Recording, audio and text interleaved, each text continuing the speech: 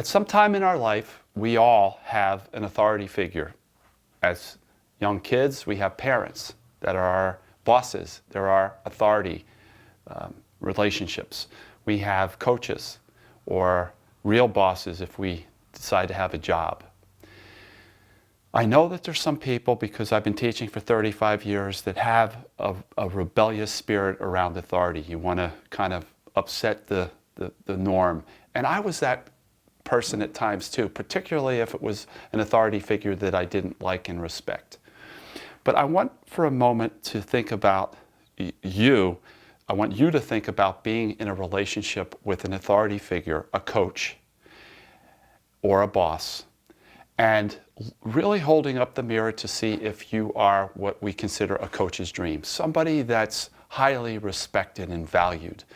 Not a perfect player, not a perfect employee, but somebody who demonstrates like extreme integrity, hard work, somebody who does what they say they're going to do.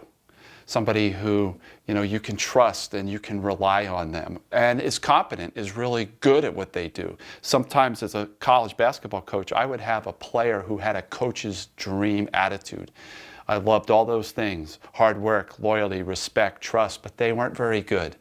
So let's face it, you get promoted or you get hired or you get a starting position in sports because of your talent as well as your attitude. So I don't want to act like talent doesn't matter. It does. But right now we want to talk about kind of the inner game, the inner aspect of you as a performer.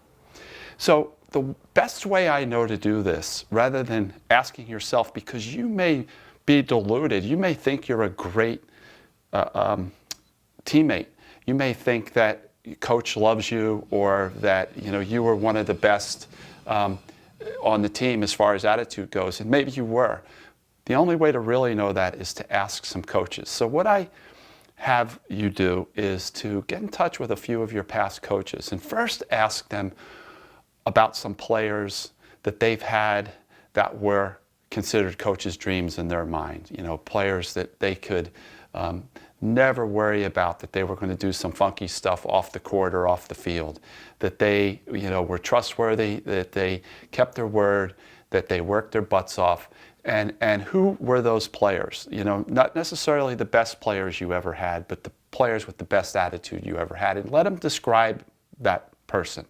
And then ask them if there was another one, and do that for a few coaches, and then ask those coaches if you were that guy. Were you that player that they could rely on and kept his word and worked their tails off and was a great teammate and picked other people up, and when there was a loss was able to kind of come back the next day of practice with energy and enthusiasm? Were you that person, right?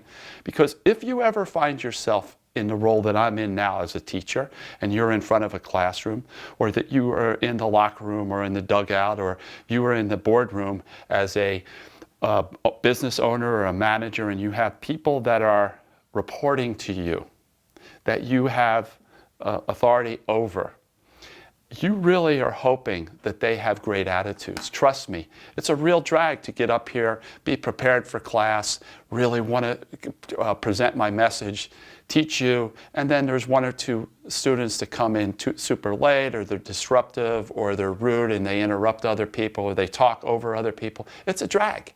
I got to be honest, and I really hope those students leave class and don't come back.